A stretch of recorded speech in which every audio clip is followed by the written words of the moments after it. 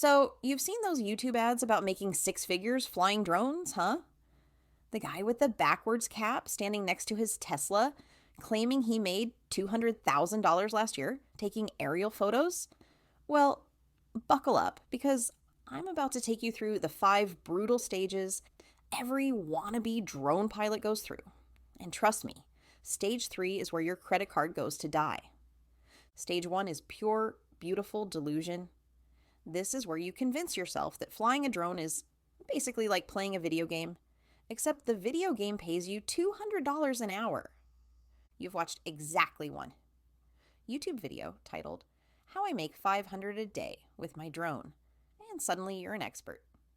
The math is simple, right? Weddings pay $800, real estate shoots pay $300, and there are literally millions of weddings in houses. You'll be rich by Thursday. So you whip out that credit card faster than you can say DJI Mavic and order your first drone. Pro tip, skip the $200 beginner drone. Go straight for the $1,200 one because you're not like other beginners. You're special. You have natural flying instincts from playing Grand Theft Auto. The drone arrives and you don't even look at the manual. Manuals are for people who don't have confidence. You've got this figured out already. Stage two hits about 14 minutes after your first flight attempt. This is where you discover that drones have their own personality, and that personality is vengeful toddler with trust issues. Your beautiful $1,200 investment is now spinning in circles like it's auditioning for a washing machine commercial. The controls feel like they were designed by someone who's never seen human hands before. Up makes it go left, left makes it flip upside down, and the return to home button apparently means visit your neighbor's roof and never come back. You'll spend the next 3 hours in your local park, cursing at a small plastic rectangle while confused joggers give you a wide berth.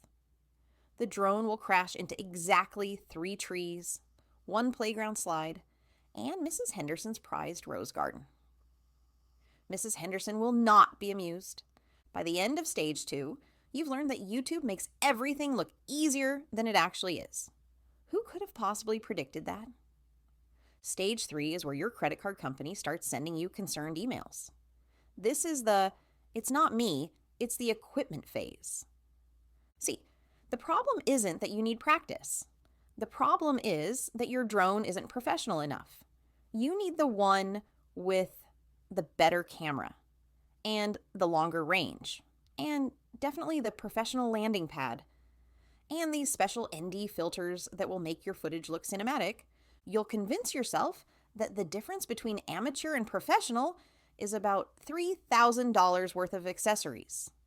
Your garage starts looking like a Best Buy exploded, except more expensive and with less helpful customer service. This is also when you discover online courses. Drone Millionaire Mastery sounds reasonable at $297, right? The instructor promises you'll make it back in your first paid gig. Spoiler alert, your first paid gig is still 3 months away, and it's your neighbor paying you $50 to stop practicing in his backyard. But hey, at least you now own 4 drones, 17 batteries, and enough memory cards to film every wedding in North America simultaneously. Stage 4 is where the universe decides to teach you about something called regulations. Apparently, you can't just fly anywhere you want. Who knew the government had opinions about small flying robots? This is where you discover the FAA Part 107 test. It's like a college exam designed by people who really don't want you to fly drones commercially.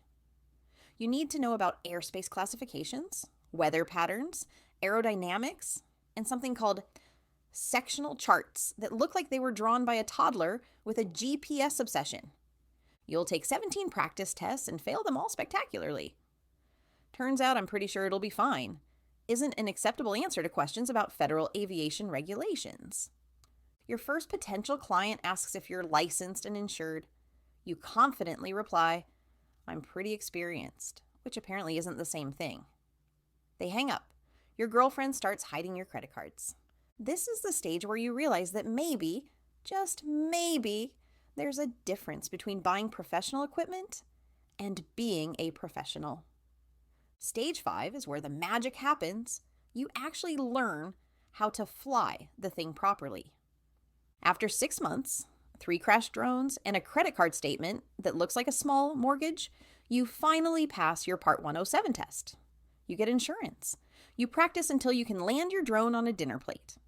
You even read the manual twice. Your first real paid gig is terrifying, but you nail it. The footage actually looks professional because you finally understand concepts like smooth camera movements and not crashing into the wedding party. Word spreads. Real estate agents start calling. Wedding planners add you to their vendor list.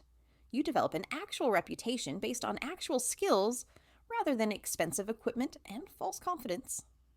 The best part? Mrs. Henderson hires you to photograph her garden, the same garden you destroyed 6 months earlier. She pays full rate and even tips you for being professional. You're still not making $200,000 a year like that guy in the Tesla commercial, but you're pulling in decent money doing something you actually enjoy. And more importantly, you haven't crashed into anyone's property in months. So there you have it, the 5 stages of drone pilot evolution. From delusional confidence to competent professional, with several expensive crashes along the way. The real secret isn't buying the most expensive equipment or taking the most courses.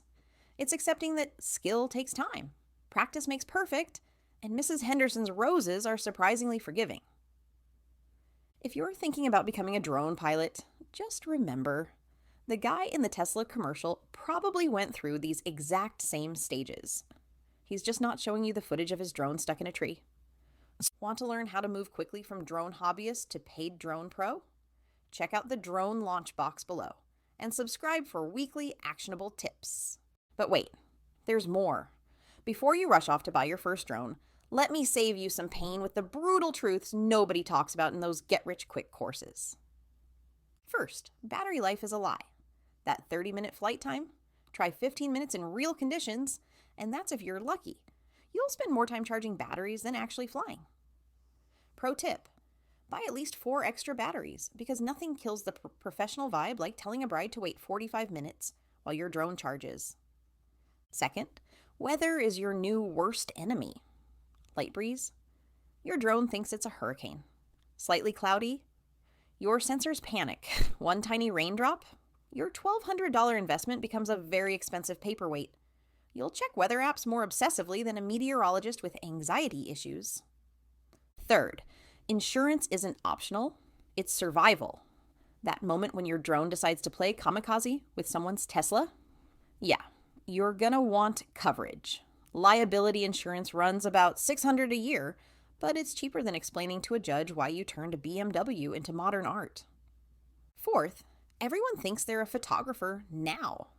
Your competition isn't just other drone pilots, it's every teenager with an iPhone and a $20 Amazon quadcopter. You'll need to be 10 times better to charge professional rates. And finally, the golden rule. Never, ever fly over people, airports, or government buildings